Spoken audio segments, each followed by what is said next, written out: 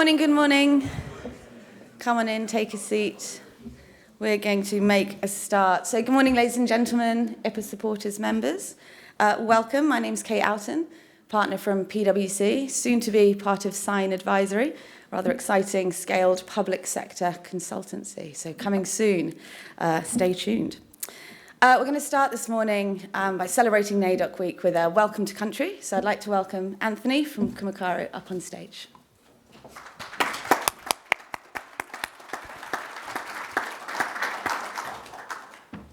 Sorry, I don't like using microphones, so can everyone hear me okay? Thank you.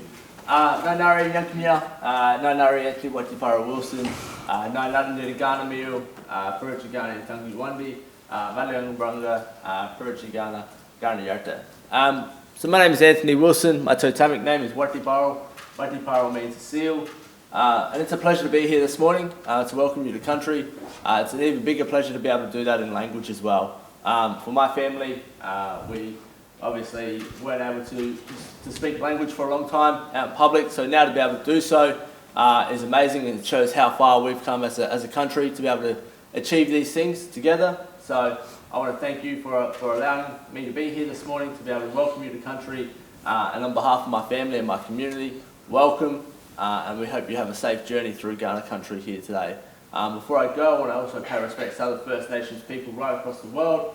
I want to make sure that we pay respects to your traditions, your customs and your beliefs, and that they're also well respected here on Ghana country as well. So again, thank you for having me. Enjoy your day, and enjoy your Friday afternoon as well.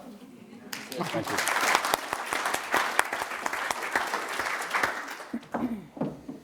Thanks very much. And I also acknowledge the traditional owners on the lands on which we meet, the Ghana people, and pay my respects to elders past, present and emerging. It's always a privilege to do the acknowledgement, no more so on NAIDOC Week, a week of celebration. And it's an area where we lead, I think, nationally. So I found out that on the 7th of July, 1971, South Australia was the first place to raise the Aboriginal flag. So I think that is something in itself to be celebrated this week. A little bit of housekeeping before I dazzle you with a brief CV of the two people to my right. Mobiles on silent. If there's an emergency, follow staff. They'll show you the way out. And there's time for Q&A at the end. We're going to do sort of 20 minutes facilitated by the Commissioner, and then 20 minutes for Q&A with some pre-prepared questions. So get your thinking caps on. So without further ado, welcome to an hour in the room with Damien Walker, a fairly ominous title. Commissioner Irma Ranieri will be facilitating today. So Irma was appointed on the 1st of July 2014, so has been Commissioner for a while in our state and is also IPAA President. And Damien Walker, Chief Executive of the Department of Premier and Cabinet since April 2022, returning to our great state as a proud South Australian after a short stint in Queensland. So I'll hand to them. Look forward to a good conversation. Thank you both. Thank you, Kate. For a while, Commissioner. I did actually say that this is probably the biggest crowd, Damien, we've had for one of these on the couches. So I expect to be grilled, I think, from the team. I hope so anyway. It's a little frightening. A little frightening. Okay. Well, it's really great to, and I work really closely with Damien in my role and his sort of whole of government role as well. So I thought this would be a really exciting kind of conversation that we can actually have. But look, let's put you on the spot immediately. You've been in the role now for a year, Damien. A little over a year, actually. What observations have you made during that time, now that you've come back to South Australia? And how would you describe the current state of the South Australian public sector? What a good question. And by the way, please be kind, Commissioner. I thought we had an agreement. So can I acknowledge the traditional owners of the land in which we gather and pay my respects to elders past, present and emerging. I think I've been back now 14 odd months, and it's wonderful to be home. Probably two observations. One being I was away for 13 years, but there's this sort of juxtaposed, but not a lot had changed within the sector. So, and I mean this in a nice way, in that there were lots of friendly faces, people that I remembered me and that I remembered. There was a lot of familiarity to my return, so that was helpful and made the first few weeks a little easier on such a big change. But probably more importantly, and this is the juxtaposed element, there is a really there is a really ambitious element to the public sector that I don't think is matched in the private sector. So I'm really pleased to say that the folks that I meet with on a regular basis have really high ambition for what South Australia can achieve. And I'm not suggesting that that's not the case in the private sector, but I think our eyes are a little higher and the eyes compared to our stomachs are a little bigger, which is a really good thing for the public sector to be. We need to continue to lead. We're not the only leaders in this space, but I've been really pleased to see that there is a level of ambition that still exists in the public sector, and probably a little more so than I imagined or remembered from when I was last here. I'll talk about this a little later on about what I would like to see more of, and it's actually more ambition. So I'll talk about the desire for me to turn it up to Spinal Tap 11, but that'll come. That's fine. So I guess just following on from that, so 14 months here. I know you were a chief executive or secretary in Queensland, but not in this kind of role. So in terms of leadership, so I'm really talking about the approach to leadership for yourself. What's changed for you in this current role versus what you used to do? Yeah, so I, for whatever reason, Queensland called them Directors General. It sounds very fancy, but Queensland, yeah. It's very Queensland. So I was the head of the Department of State Development, Infrastructure, Local Government and Planning. So it was the big economic development sort of portfolio. So there were certain common elements where, when it came to anything economic development, my role across government was rather significant, and so that ability to work in partnership with other Directors General and Senior Executive and departments at large, work with councils from across Queensland, work with the private sector in particular. So there was a very large family that I needed to help militate to achieve the outcomes that we'd enunciate and then try and deliver on.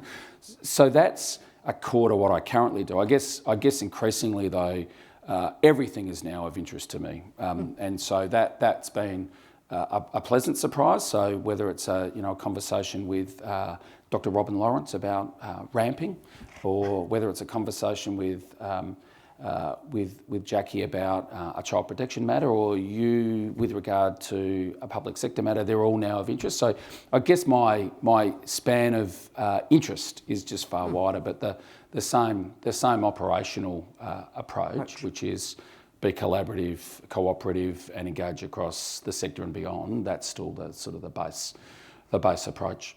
Good. Well, I like working with you, Damien. So there you go. There's some feedback. I think that's the nice bit. Now you ask me difficult questions. I know where this is. I've seen you do this before, Commissioner.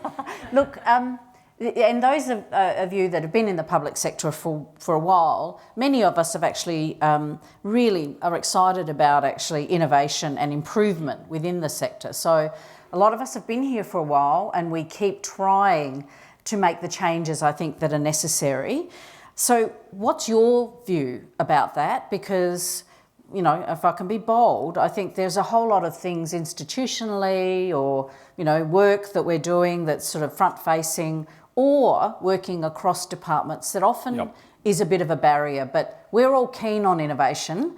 What's your take on how we might actually improve and innovate and look towards the future?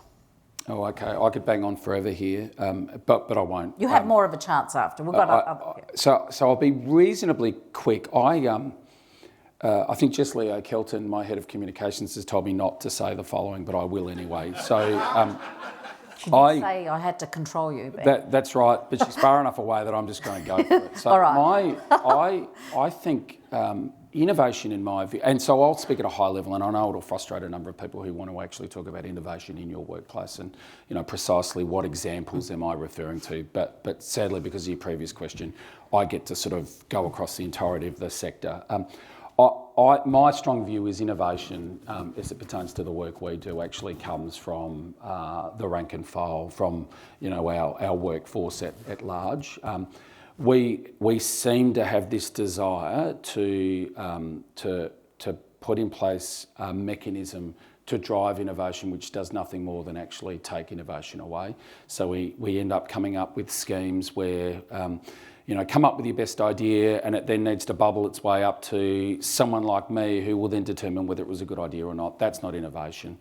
In fact, that seems to be the right way of ensuring that good ideas die. So I'm after people innovating locally, coming up with ideas that we think will be better for South Australians and implementing them. And as long as they're generally not going to cost an absolute bomb and they're not illegal, my view is you should be just cracking on.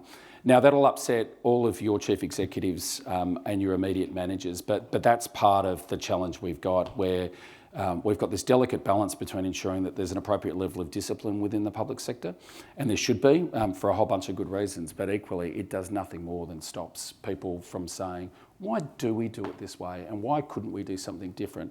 But then you've got to write a minute in triplicate that finds its way up the system, and we've got to find a way to not have that happen. So to a certain extent, I'm suggesting that you should seek forgiveness, not permission, when it comes to innovation. And to the extent that it doesn't cost a fortune and it's not illegal, crack on.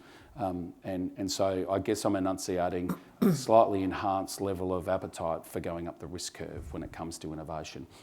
I think we need to set some guardrails around, where it should be and where it shouldn't be. But for the most part, that's what I'll certainly be talking to my chief executive colleagues about. Because there are some really difficult issues that we as a public sector confront, and I'm sure there are answers to many of these difficult issues that could actually just come from our own staff, as opposed to, and I say this with all due respect to our former PwC colleagues and others, don't necessarily need to come from elsewhere. We've got some answers, we just need to find better ways to implement them. Sorry, I told you I could waffle on about this. No, look, I agree with you. If we could actually summarise, I guess, so one of the things for me is that you really need to work hard on your leadership. As you say, it happens at the local level, so developing those managers and leaders in how they actually allow people to take that responsibility for change, basically letting the decision making be at the sort of front line, that's where they're dealing with it. Are there any kind of principles that, and I know we've been talking about public sector reform, are there any principles or mantras or things that we could go out there and actually, I think you need to kind of start almost a movement in terms of, public servants. These are the sorts of things you should actually be doing. So a permission to act. So are there any principles that we could come out with in relation? I mean, you've said a few of them. I don't know whether they're principles. I reckon there's a risk in us getting to put too much framework around this. I think there's an opportunity for us to shine a light on when good innovation has been identified and implemented, and we actually shine a light on that and regularly celebrate it, which in and of itself I think starts to demonstrate that A, it's valued, and B, here's some, and because it happens at all levels, like there's the classic innovations where people go, I can't believe you've done that, and you go on a world tour about how awesome that innovation was, right through to why are we providing these briefings? Because no one seems to be reading them, and it provides you sufficient time or extra time to actually get to really important matters and everything in between. I think our approach should be, if we observe some change, some innovative thinking locally, we should call it out and say well done. But importantly, an approach to innovation that didn't work should have a light shone on it as much as the one that does. And that becomes that bit about the risk appetite. Again, I'm not encouraging people to go out and break the law and do things that will upset the political class, etc. That's not what I'm saying. But when we have a go at something and it doesn't work, I think there's a real need for us in the public sector, particularly the leadership, to stand behind you and say, I appreciate the effort. Well done you, better luck next time. And we're not so great at that either. Yeah. We should have an award, a Premier's Award on innovation, which we're now changing the category. So two elements, innovation that worked and some that didn't. Maybe that's what we need to do. I'd be in the some that didn't part, I would have thought. So let's look at your vision, or strategic vision, I guess, for the public sector in the next 3 years. What do you think, are the priorities if we look a bit further ahead? The priorities, so probably two things. There's some content priorities, but I'll talk a little about the public sector itself, sort of as a collective workforce. And I don't want to steal your thunder, Commissioner, because you're doing a tremendous job leading this. One of the things that I'm really keen to see from a workforce point of view, and we bang on about this regularly and don't seem to ever nut it, but it's we are not the biggest state in the Federation, but I reckon we've got some real smarts. But to truly enhance the smarts we've got to be more agile and more nimble.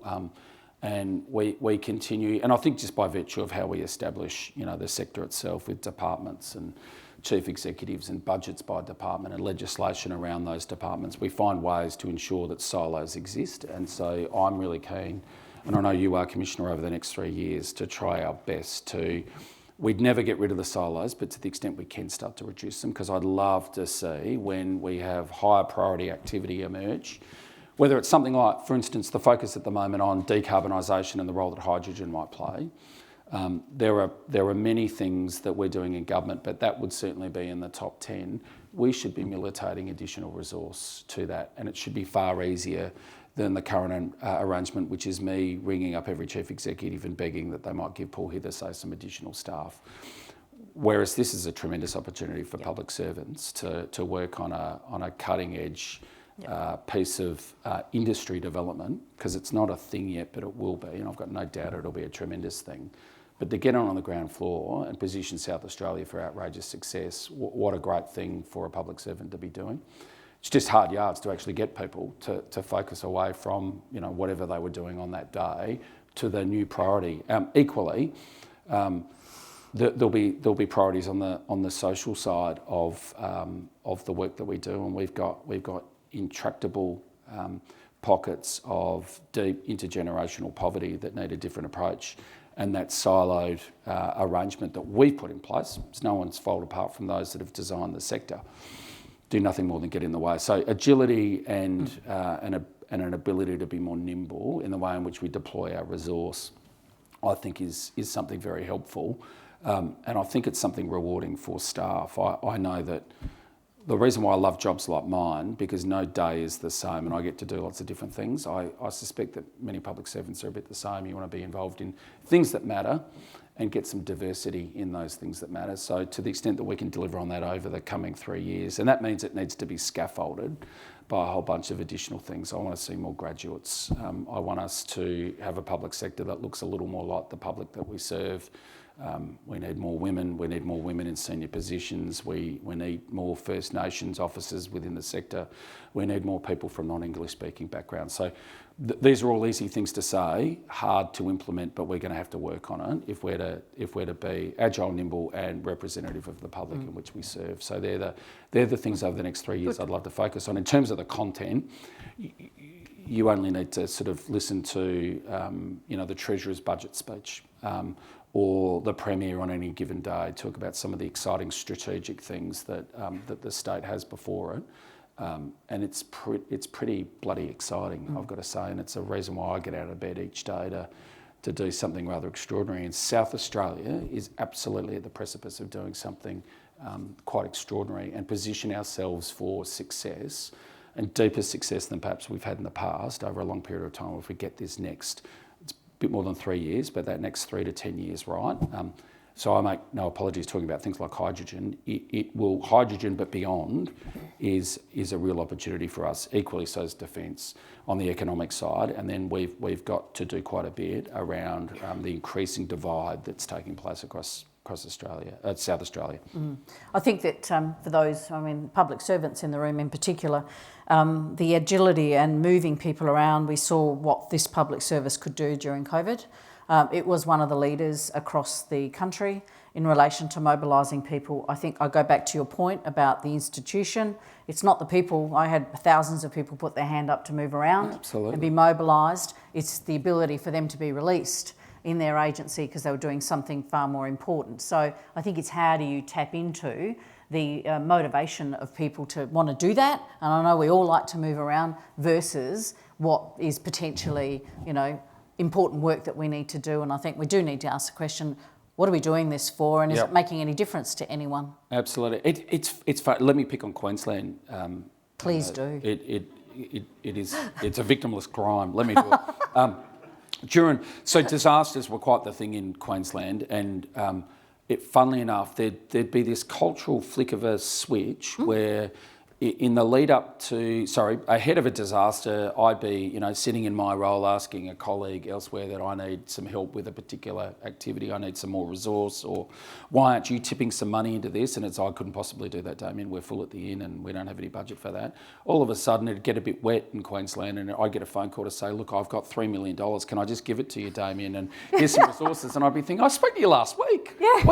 What's happened? So we need to be able to bottle that Yes. disaster response, which is indeed about best for state, best for response, best for project, whatever, best for initiative, and everyone seems to find a way to get on and do things legally, appropriately, responsibly, but we don't then stand behind those institutional structures that seem to be the reason why we can't do things more nimbly and agile and with greater agility every other day. So anyway, if anyone can nut that particular issue, I think we're going to go a long way. The only difference with COVID is it went for far longer. So we kind of forgot what the old was.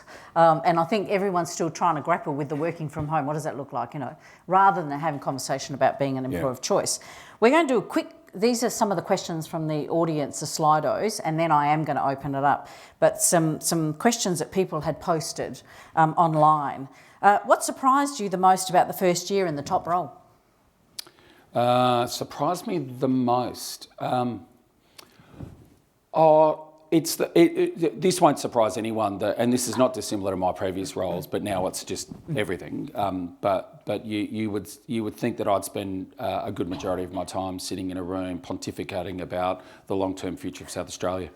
Sadly, it's not the case. You deal with lots of little minor things on a regular basis, but even more so than I might have imagined. So part of my challenge is to put really good staff around me who make me look a lot better than I am, I can assure you, and let them focus on the more strategic matters. And so people might have noticed within the Department of the Premier and Cabinet itself, we've made some structural changes so that there's actually a Deputy Chief Executive who we guard jealously, who can focus on the policy matters of government, because I invariably get sort of more focused on Chief Operating Officer type things. So that's more the challenge that I've got, and I was probably surprised as to it was just more on steroids than perhaps what I'd previously experienced in Queensland. But the great thing is you're very supportive of someone else actually taking the lead on that and giving them your support, which is great leadership as far as I'm concerned. So well done, Damien.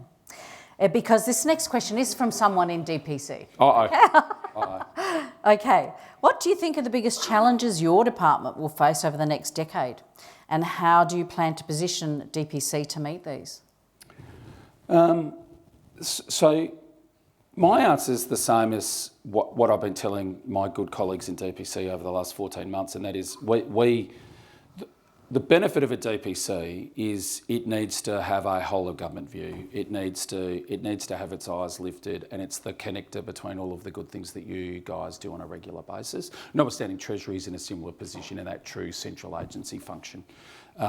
So part of our challenge will be to resist the temptation of bringing online agency type activities, and it's already there. We've got a Premier who is super impressive and likes to get stuff done. Part of the getting stuff done temptation is it's, right, Damien, I want you and DPC to sort this out. Now, I think there's a role for us to play in trying to establish the right environment and settings, but then we need to get out of the way. And if my SATC friends were here, on occasions we still stumble over each other when it comes to event delivery, for instance. So part of the challenge for DPC will be stay central, stay focused on the big issues, be the coordinator of the big wicked policy issues in particular, ensure that the mechanics of government are happening smoothly. You can get a cabinet submission into cabinet in a timely fashion and get a decision. All of that stuff, from the most strategic to that sort of hygiene-related business of government, that's where we need to play. Try and resist the temptation to become a line agency, because that takes us away from those two elements. And my view is a good DPC is one that's able to lead the strategic agenda, or at least allow you to put your strategic ideas forward for them to be considered and enabled. That's sort of my answer. Great. So this is the past. So what accomplishment in the last 14 months are you the most proud of so far? Look, we've done lots of government's done lots of things, and I think this could be a long list. Probably two things jump out to me. I couldn't be more pleased with three things. Some stability that we've provided a newly formed government. So I think, and that's all of us, but in particular DPC and Treasury play a role in providing some actual framework and stability for how government goes about its business. And I think that's been pleasing. We've still got some things to do. There's a fairly exhaustive architecture of cabinet that makes it both good and challenging in equal measure, and so we've got some work to do around just bedding that down a little more, but for the most part I think that bit's been good. The second thing is some of the strategic work that we've been able to help and enable, not exclusively, and I think about some of the work that was done across government with planning and Treasury and SAHA and human services around affordable housing and housing availability. I think that is a package that's worthy of celebration compared to any other jurisdiction's response to this truly wicked issue around housing affordability and availability. I think that was a good piece of work. I think the economic statement that the Premier recently released and the architecture that will soon be enunciated around that for how we put our effort into economic growth in South Australia, I think that is and some of those things you think, well, hang on, it was a 12-page document, what's the big deal? To sort of militate government to get its focus on the few things that we think can truly scale the economy and not turn into a document that lists everything from potatoes to whatever, which is often sort of the temptation of governments. Every child wins a prize. I think that's a very good example, and there's a number of these efforts where I think we've started to demonstrate there's some strategic chops to the artefacts that are now being produced by government that will guide the work that we do. The third thing that I'm probably quite excited about, and this allows me to sort of get us back to the ambition discussion, Irma, is I've loved the couple of events that we've chased and got, not just simply because events are fun, but because having come back to South Australia, and as it was stated, a proud South Australian, I want us to win every day of the week. I want this to be the best state in the Federation by miles. I want our economy to be one of the most diverse and successful economies. I want all of those things. The psyche of South Australia still needs some work. There's a level of we seem a little beaten up still about things of the past that we should get over, from the falling over of the State Bank, the loss of the Grand Prix. There's a number of things that still seem to give us a level of concern, and so that when I find and when a number of us find we're having conversations, less so in the sector, but elsewhere around, well, why wouldn't we do that? I get answers like, but come on, Damien, this is South Australia. That's not good enough, and we need to start to lift our eyes increasingly, and our ambition needs to be far more significant. So that's why I've got to say, when a Premier decides that he's going to go get Gather Round from New South Wales, and it was designed for them, I like us having a fight, and I like us throwing a few punches and actually landing them, and that was a good demonstration that South Australia absolutely should be going after big events. More importantly, it should be winning them and then nailing them, and that's exactly what we did. $83.5 million worth of economic value. No hotel or restaurant was available that weekend, and we're just going to do even better next year. Those little things matter, and the feedback, and I don't know about you, but the feedback that I got from anyone that came to South Australia was, how awesome is SA? And the answer is absolutely it is. And so our expectation should be that we know it's awesome. We should be expecting everyone else to know it's awesome. And that's why events aren't a bad thing, but more importantly, they help drive that improvement in our ambition. Because I want us to be like, can I poke fun of Queensland again?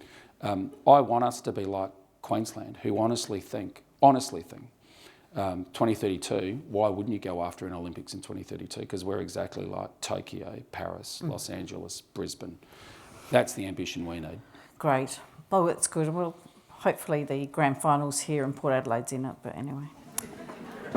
Okay, so let's look forward. If you look to the end of, so we look back and you've been in South Australia, what would you like your public service legacy to be here? My public service legacy. your I legacy. don't want any public service legacy, but what I would like is, so what I'd love the public service to look like, this won't be about me, but Perhaps your leadership. well, my contribution to a broader leadership that includes all of you, I want this to be the public service of choice for anyone that wants to be a public servant. So I've come back from Queensland because this is the place to be, and I want everyone else that decides to be a public servant that their first choice will be, how do I get into the South Australian Public Service? And I don't actually think that's particularly ambitious. I think that's something we just need to nail over the next few years. Sure. We've got, and for me, this is important for a whole bunch of reasons. It can easily be true.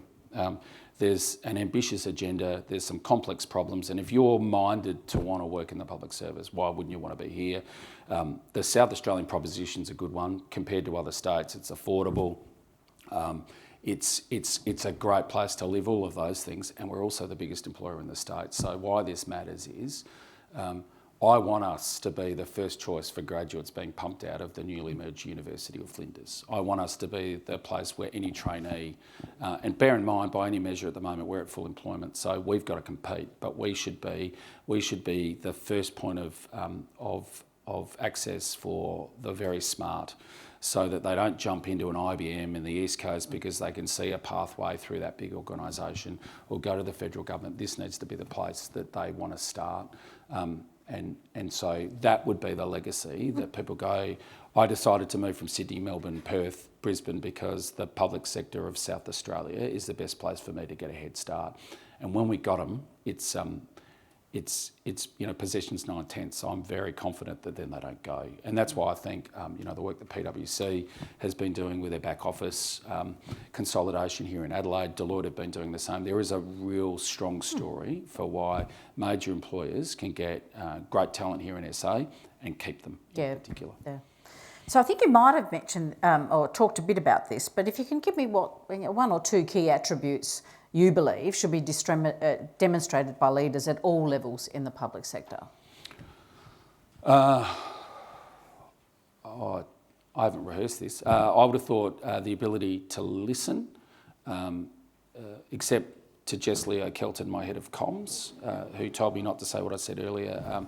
I listen to most people, I think. So the ability to listen, I think, is a really key attribute for a leader.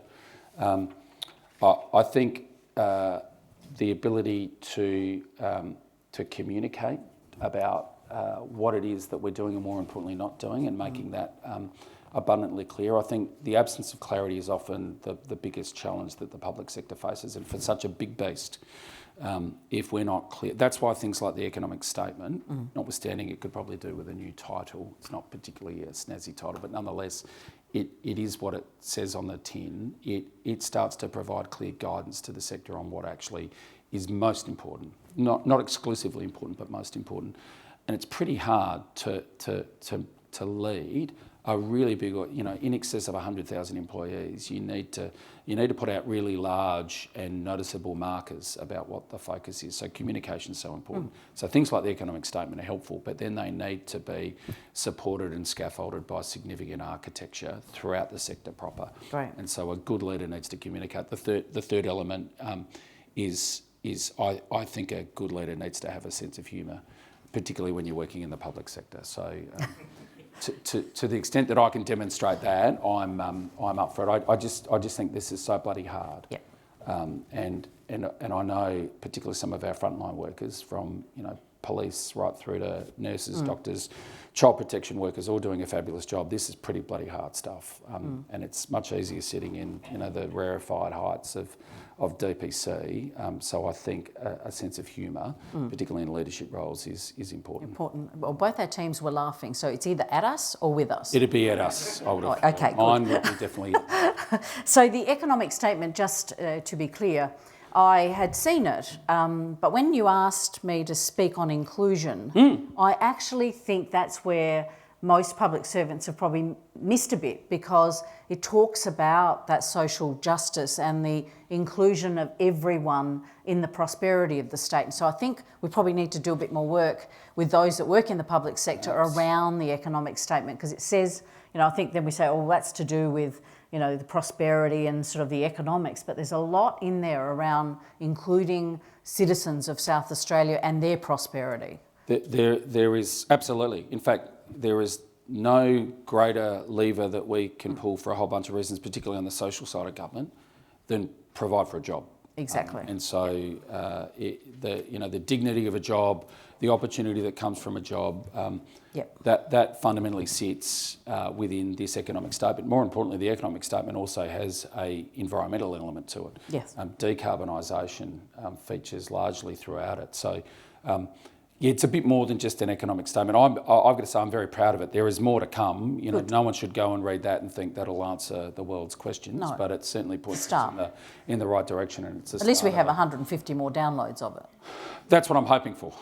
All right, look, we're ready for questions from the audience. Are you leaving, Grant, or you want to ask a question? Up you come. Yeah, that's all right. Why don't we get started?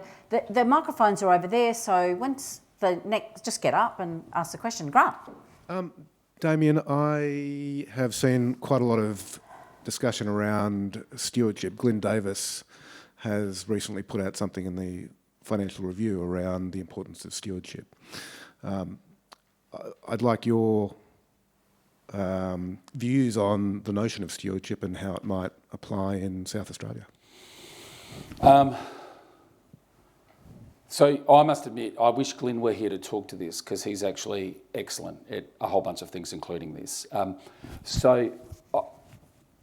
My very simple view of this is the people in this room and beyond endure well beyond the political class, and even the likes of me that'll come in and out. You know, chief executives come and go with the flavour of government, or they're only as good as their last day. The bit that endures is indeed the public sector, and you've got a role to be stewards of the public sector and the policy in which you own. And it's not just about the provision of advice and pushing widgets through. You need to deeply care for the content. And so for me, and Glyn will do a far better job at this. And if you've read and he's written papers about this, he gives you a very sophisticated view of stewardship. My view is it's why you're here anyway, because you care, and this is bigger than just 4-year election cycles and serving the government of the day. You're here to serve the people of South Australia, and that's why I'm here. There's a tension, however, and so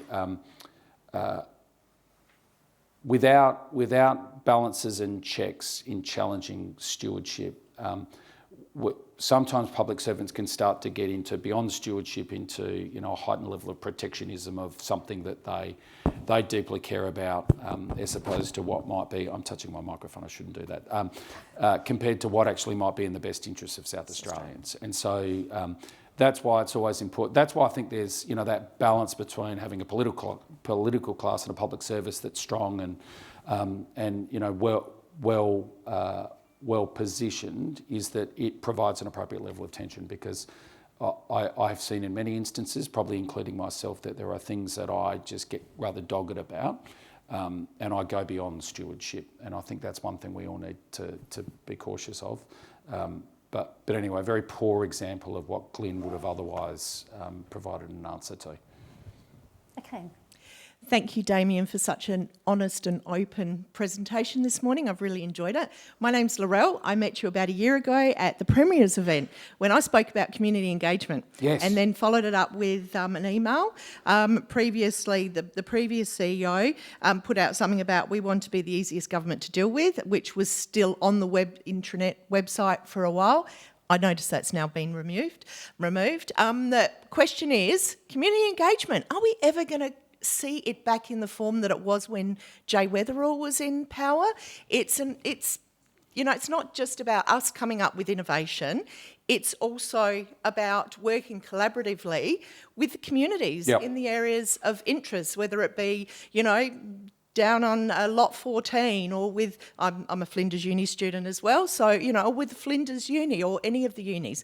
Like how are we going to embrace community engagement in our government in the form, well, maybe not even in the form, but in the glory that it was back when Becky Hurst was on a panel and Irma and, you know, and Better Together there was training. Now there's nothing, you know.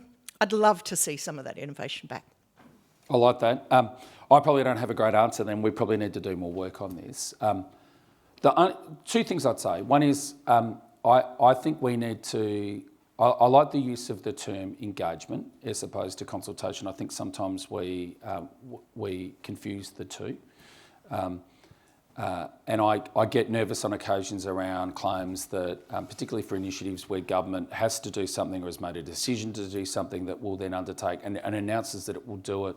Think a project, particularly an infrastructure project, and then purports to be undertaking a level of consultation. I think we need to be really cautious about what we call it, and more importantly, what's up for grabs.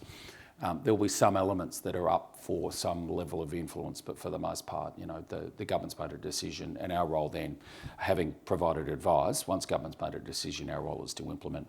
We might better, if it's a transport project, might better talk about landscaping and, you know, what, etc. There might be some issues around egress access that we can amend, but for the most part, that thing's happening.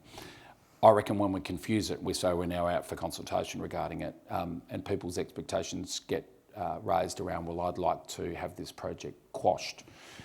We then start to fail them by virtue of that's never on the table. What's on the table is what landscaping one might like.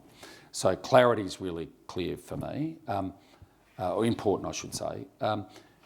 I think we need to get better in the engagement space. I'm a bit excited about two areas of, you know, major public policy, which I think are now, and we haven't done it yet, but we soon will. We've commenced at least. Is if I think about the economic statement piece, but in particular, how do we truly scale the opportunities around decarbonisation and the role that hydrogen will play?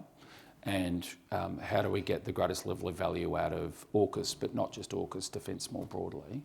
These are true engagements with universities, the private sector, local government and communities at large, because these are off the scale big, and we do not have a monopoly on wisdom. In fact, the South Australian government is simply a player in a broader space there. So that will be an opportunity for significant engagement, and I'm pleased to say it's starting to head down that path.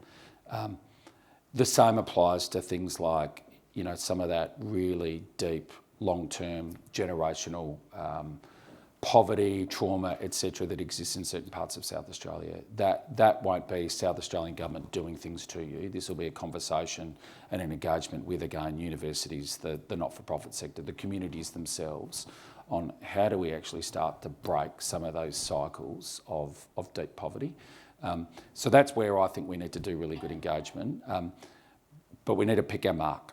So where we're truly needing the full community involved, we should do it. When it comes to a particular initiative where government's made a decision, I think for the most part we can certainly have a conversation about the elements that are up for grabs, but let's not pretend it's consultation. I probably haven't done a good job apart from saying let's spend more time on when we engage and how we do it and do it well. I'll make a commitment to bring the Better Together stuff back. Yeah, I'm really today. worried about your email and the fact that I probably haven't responded. Well, I'm happy to actually brief you on what we did do when Jay was here and what is the next version, if the next iteration of the economic statement. Yep. Okay. Adam, how are you? Hi, Adam Greycar, University of Adelaide and former public servant. The essence of government, public service, really, there are two things, doing things right and doing the right thing. And right about now, or 10 minutes ago, the Robo-Debt Royal Commission was released. And Damien, you talked a lot about ambition, and this was probably an example of ambition within the public service, of innovation, of wanting to get something done. And what we know, it was an example of absolute bureaucratic bastardry. But the real issue, I think, is the integrity that underpins government. And as you know, and as everybody in this room knows, if integrity is lacking, all of your policy prescriptions, all of your policy skills come to nothing. So the question really is, what sorts of mechanisms do you think we need and we need to go forward with to make sure that our integrity is never lacking? Adam, thank you for that question. Robodebt's another topic entirely. We could, in fact, there are some fabulous public servants within the SA government who have become, I think, robodebt enthusiasts in a way that seeks to expose what happened and ensure that it doesn't happen in a South Australian context. And there's some really good work in that space that actually should be shared sector-wide. I think we were waiting We've got an IPA session on that. Yeah, Please I think we're waiting for that to be handed down. So it's the robo-debt is just extraordinary and worthy of you spending some time on that. I'm pleased to say there is nothing that I've stumbled across in the South Australian government, particularly in terms of the broader integrity architecture, that would suggest to me that we're at risk of such a thing. But one should not be complacent. But Adam, to answer your question, I'm reasonably comfortable that the existing architecture is reasonably solid, and so the checks and balances that exist, and you'd all see this on a regular basis. You know, the sorts of arrangements we have in place, I think, generally provide for the appropriate guardrails for us to act appropriately. What they don't do is ensure that if someone wanted to misbehave, you can misbehave and probably do so rather well. But I think for the most part, all I ever see is well-intentioned, rich integrity behaviour displayed by public servants. And I'm not aware of any need to make any change to what we've got apart from vigilance and learning from lessons like robodebt. So I do hope that we spend some time unpacking what happened with robodebt. And I don't think that was anything precisely to do with the existing institutions or frameworks around integrity. I think it was just the absence of a few. Oh no, in fact, I won't go into the detail, but there are a number of things that played out there that I'm sure we can ensure we can avoid here. But we should spend some time unpacking it to ensure that we don't repeat it. I didn't answer your question well apart from I'm reasonably comfortable. Oh, yeah, and you should be. I think just with my hat on as Commissioner, Adam, you know the work that we've done around the ethics and the code of conduct. Only recently we issued, that's my office, an Integrity Matters framework.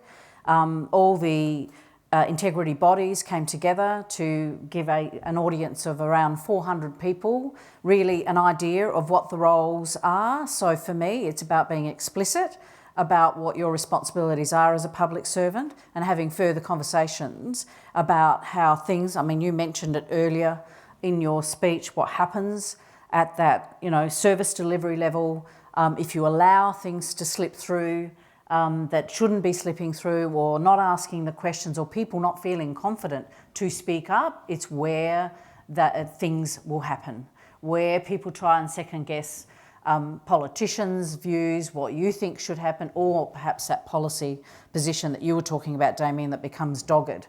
So we have to have those checks and balances, and we are on a journey at the moment of actually having a further conversation across government around integrity.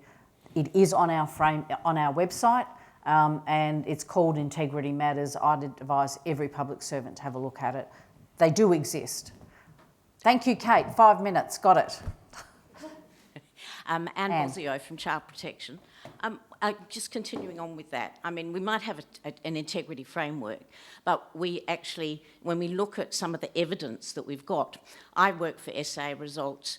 What was the participation rate of, say, big agencies?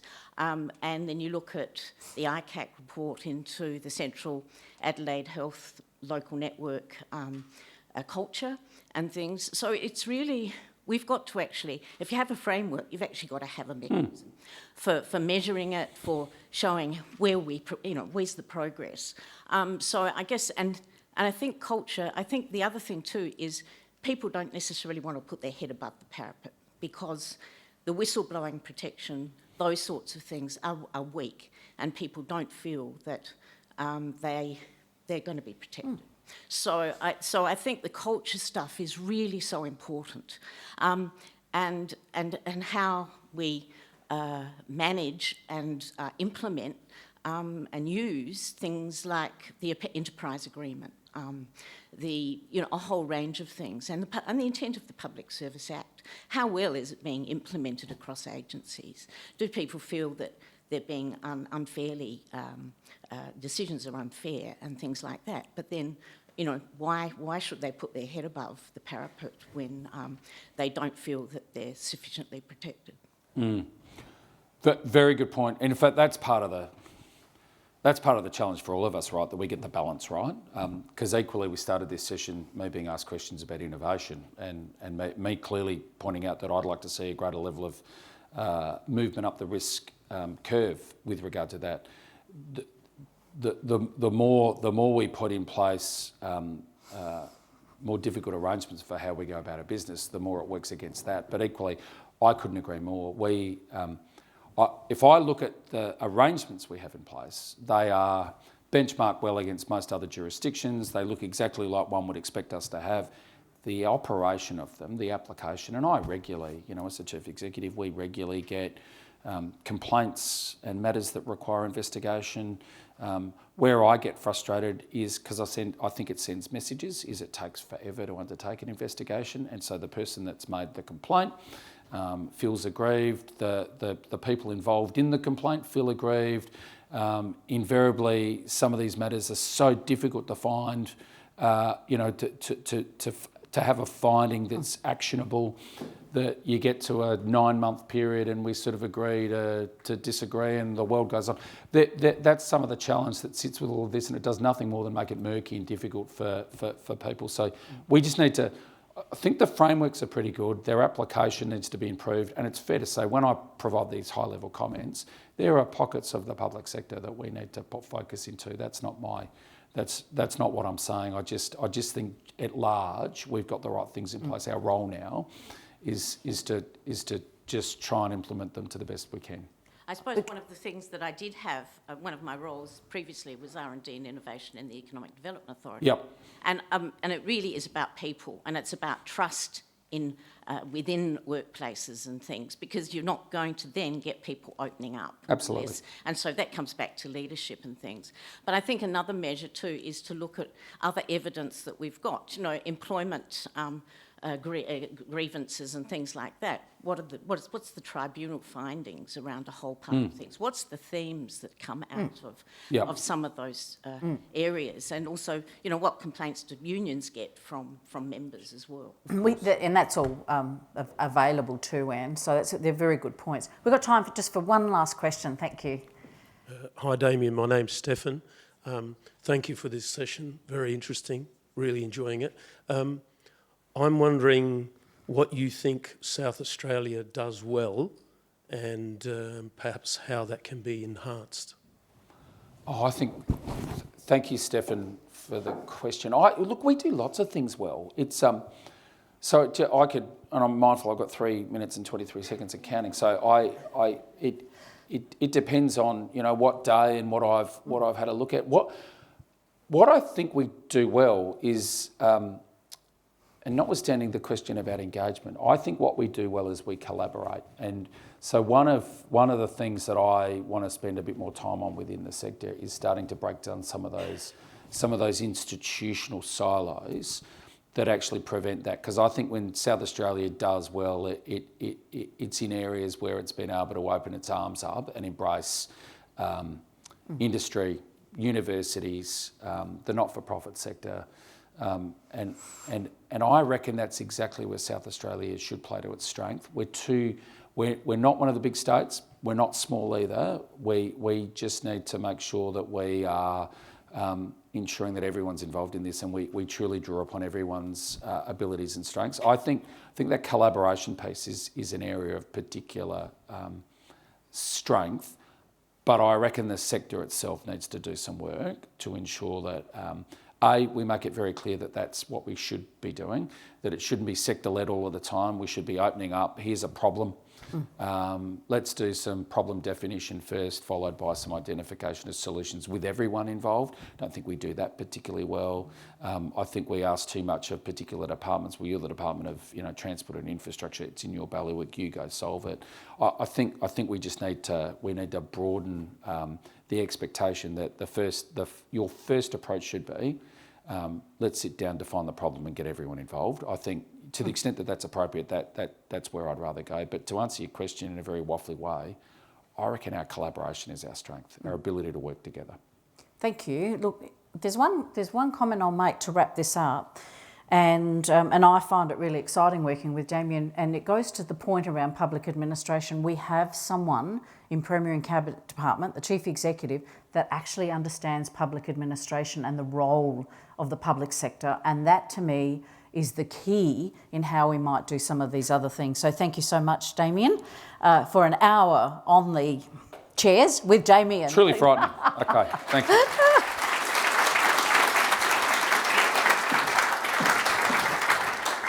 Thank you so much both for a very wide-ranging, open and authentic conversation. I think a couple of takeaways from me is it's been really interesting hearing that ambition for the public sector from two powerhouses of the public sector, but that need to balance with the role of government in scaffolding, but enabling innovation and all those guardrails we've talked about in terms of values and key kind of metrics. That's been really interesting and really appreciate your time. So join me in thanking both our speakers today for a brilliant conversation.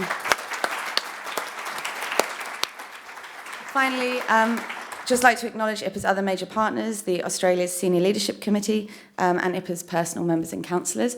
I have been told I must do a plug for the IPA budget lunch on Tuesday next week, so please join us there if you're not budgeted out. And there's a feedback form from today. But mainly, thank you all for your time. Thank you for coming. Thank you for your questions. And have a great Friday. Thank you. Look. I'm on time. Hang on, how's that? 2 seconds over.